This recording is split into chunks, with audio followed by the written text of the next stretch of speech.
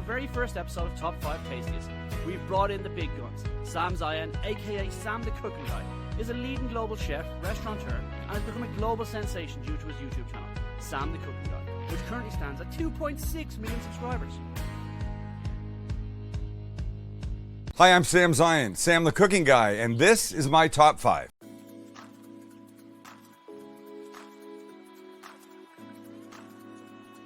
Number one for me, in no particular order, is a place in Tokyo called Robitaille. And it's essentially Japanese barbecue, but they serve it like at a sushi bar. You order something, fish or vegetables or meat, and the chefs behind this grill reach into the middle of the most gorgeous table you've ever seen, filled with all of this food.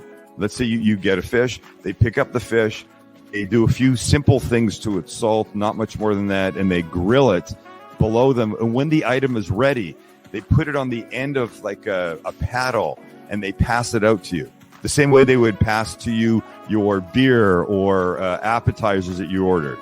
It's amazing. Robitaille in Tokyo is a fantastic concept. Next, and possibly my favorite, is a place in Vancouver, British Columbia called Chinatown BBQ. And Vancouver has had what Condé Nast Traveler magazine referred to a few years ago as the best Chinese food, not in Canada, not in North America, but the world. And Chinatown BBQ is an excellent example. There's barbecued pork, which is really one of my favorite foods ever, soy sauce chicken, and there's duck. And you can walk in and order and sit down, but my favorite thing to do is go in, order some barbecue duck. They take it down from a hook, it's hanging in the window, put it on a giant cutting board and chop it up, put it in a little box and hand it to you, and off you go. And you walk through these ancient feeling streets of Vancouver's Chinatown, pulling out gorgeous pieces of fatty barbecued pork, eating, smiling. It's a glorious day when you get to do that.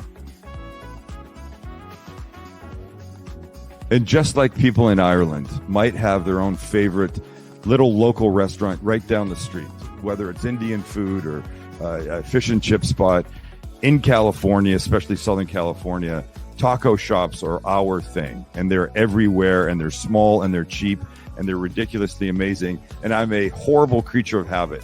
I only ever get one thing at a taco shop. It's a chorizo burrito.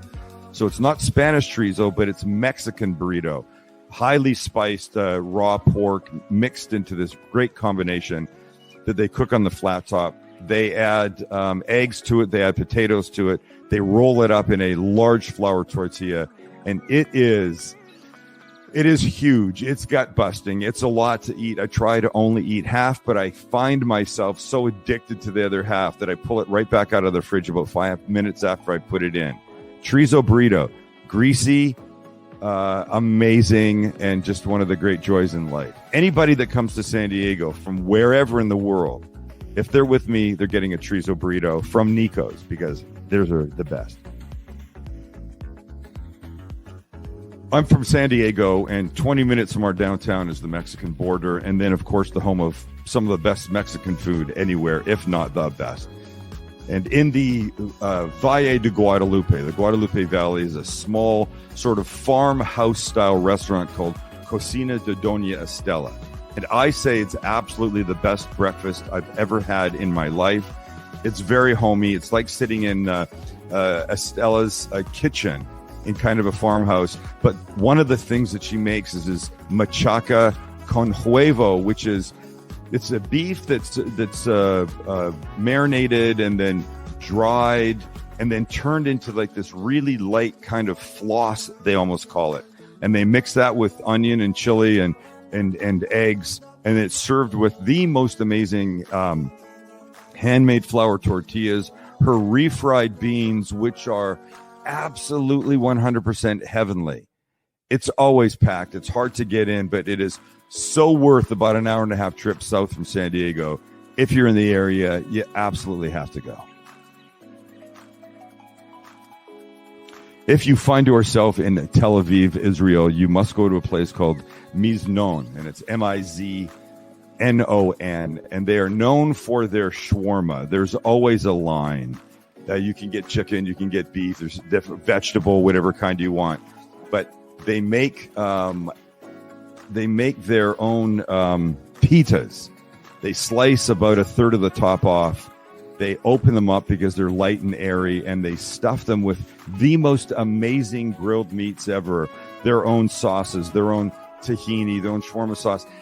This is like the perfect hand food for walking through the streets of Tel Aviv and eating, and it is an absolute joy. And you can't have one in a visit to Tel Aviv. I say you go on your first day, because you'll definitely be back at least one more time in a 2 or 3 day stay. It is that good.